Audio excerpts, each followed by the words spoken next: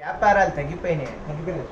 ఒకటి కొంత ఆన్లైన్ వ్యాపారం, రెండోది వచ్చేసరికి పెద్ద పెద్ద మార్ట్ పెట్టేసేసి చాలా ఇబ్బంది అయిపోతుందండి. చిరు వ్యాపారస్తులు కూడా దెబ్బతింటున్నారు. అంటే ఇప్పుడు Colgate company, Pond's company, Wipro company, Hindustan Lever companies ఇవేవైతే ఉన్నాయో ఆ ప్రొడక్ట్స్ మాల్స్ వాళ్ళు ప్రారంభంలో పెట్టి అది అందరికి అలవాటు చేసి క్రమక్రమేణా ఏం చేస్తున్నారంటే వాళ్ళ సొంత ప్రొడక్ట్స్ తయారు చేసి పెడుతున్నారు. ఇప్పుడు వాళ్ళు అంటే వాళ్ళ ప్రోడక్ట్ని అలవాటు చేస్తున్నారు. అంటే కొంత కాలానికి ఆ ప్రొడక్ట్స్ కూడా ఆగిపోతాయి. ఎప్పుడైతే ఈ పెద్ద పెద్ద విప్రో వాళ్ళు, హిందుస్థాన్ వాళ్ళు, వీళ్ళందరికీ బ్రిటానియా వాళ్ళు, క్యాడ్బరీస్ వాళ్ళు వాళ్ళకి సపోర్ట్ చేస్తే మన చిన్న వ్యాపారస్తులు మన వాళ్ళకి చేయకపోతే రేపు మనం కూడా కొంటాం మానేయటం అవుతుంది. కాబట్టి వాళ్ళకి ఎంతైతే రాయితీ ఇస్తున్నారో, ఎంతైతే డిస్కౌంట్ ఇస్తున్నారో మనకి అలానే ఇవ్వాలి. మాల్ వాళ్ళు డొనేషన్స్ ఇస్తారా? ఇవ్వరు. అవునా? క్యారీ బ్యాగ్ కూడా డబ్బులు తీసుకుంటారు. మన చిల్లర కొట్టే శెట్టి గారిని అడిగితే ఇస్తారు. వినాయకుడిని పెట్టా అంటే డబ్బులు ఇస్తారు. అన్నదానం చేస్తుంటే ఇస్తారు చంద. అవునా కాదా? ఒక కిరాణా షాప్కి వెళ్ళి చింతపండు, పంచదార, కందిపప్పు, కారం 4 రకాల ఐటమ్స్ తీసుకున్నాం. అలా వస్తూ నిమ్మకాయలు కనిపిస్తే నిమ్మకాయలు కొన్నాం, తమలపాకులు కనిపిస్తే తమలపాకులు, పూలు కనిపిస్తే పూలు, కొత్తిమీర కట్ట 10 రూపాయలని అమ్ముతున్నారు, 5 రూపాయలని అమ్ముతున్నారు. మనకు అవసరం లేదు కానీ తాజాగా ఉన్నాయని కొన్నాం. అంటే ఇన్ని కొన్నాం. వీటిలో పళ్ళు కనిపిస్తే మంచిగా ఉంటే అవి 4 కొనుక్కున్నాం. అంటే ఒక కిరాణా షాప్లో ఉన్న ఆయన దగ్గర కొంటే ఎంతమంది తిన్నారు చెప్పండి? ఇక్కడ ఒక సుమారు 6 డజన్ మంది పైన.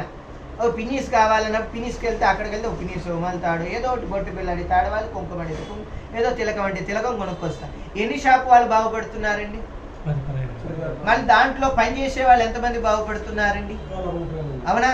ఈ షాపుల వాళ్ళు ఎవరైనా మనకు కష్టం వచ్చినా, వాళ్ళకి కష్టం వచ్చినా సహాయం చేస్తారు, అరువిస్తారు, అప్పిస్తారు. అవునా? మళ్ళీ పళ్ళు ఇక్కడ మీరు డజన్ కొన్నాక ఇంకోటి ఇమ్మంటే ఇస్తారు.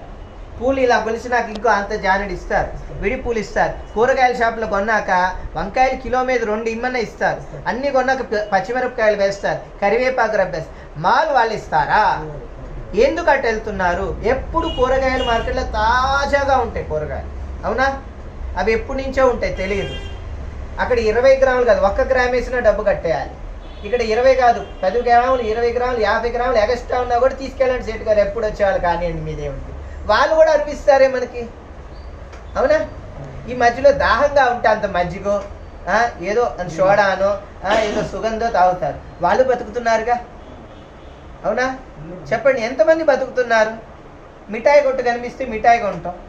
వాళ్ళు బతుకుతున్నారా లేదా చెప్పండి? అంటే 2 సంచులతో వచ్చి మార్కెట్లో మనం అన్నీ తిరిగి వెళ్తే వాళ్ళందరూ మాల్కి వెళ్తే అన్నీ వచ్చేస్తున్నాయి అనుకుంటున్నాను తప్పితే వీళ్ళందరినీ ఈరోజు మనం ఇబ్బంది పెడుతున్నాను గ్రహించట్లేదు. దయచేసి అందరూ ఒకటే అర్థం చేసుకోవాల్సింది ఏంటంటే, మీరు మాల్కి వెళ్ళండి, నేను వెళ్ళదనట్లా. మన వాళ్ళందరూ రేపు ఇక్కడి నుంచి వెళ్ళిపోతే పరిస్థితి ఏంటి? ఇప్పుడు మీరే ఇంటి యజమానండి, మీకు 4 షాపులు ఉన్నాయండి, మీ కొడుకులకి ఆస్తులు పనిచేశారు, అయిపోయిందండి. ఆ 4 షాపుల మీద వచ్చే అద్దె బాడుగా తింటున్నారు మీరు. ఈ షాపులు వాళ్ళు ఖాళీ చేస్తే రేపు మీరు ఏం తింటారు చెప్పండి? అవునా? ఇలా ఎన్ని షాప్స్ ఖాళీ అయిపోతే రేపు చివరికి, నేను అన్నాను కాదు, బ్రిటిష్ పరిపాలన ఎలా అయితే వచ్చి చేసిందో వీళ్ళ పరిపాలన వచ్చేస్తుందండి. సూపర్.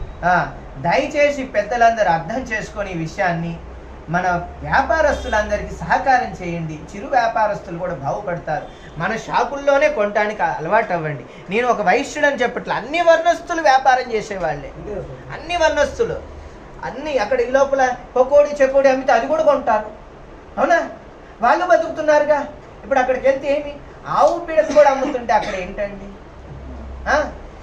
రేపు కొన్నాళ్ళు అయితే బంగారం కూడా అమ్మేస్తారు, బట్టలు అమ్మేస్తున్నారు, ఎలక్ట్రిక్ సామాన్లు అమ్మేస్తున్నారు, శానిటరీ సామాన్లు, మేపులు కూడా అమ్మేసే రోజులు వచ్చేస్తాయి రేపు. వీళ్ళందరూ ఏమైపోతారు? మేము ఎన్ని పూజలు చేసినా, ఎన్ని యజ్ఞాలు చేసినా, ఎన్ని ప్రవచనాలు చెప్పినా, మమ్మల్ని తీసుకెళ్ళి మీరు ఏ కార్యక్రమాలు చేస్తున్నా మీరు ఉండబట్టే మేము అన్నీ చేస్తున్నాం. మీరు అవన్నీ చేయకపోతే మేమేం చేయగలుగుతాం చెప్పండి? మేము ధ్యానం చేసుకుంటాం, జపం చేసుకోవడం మా వరకు. అందరికీ పంచగలమా? పంచలేము.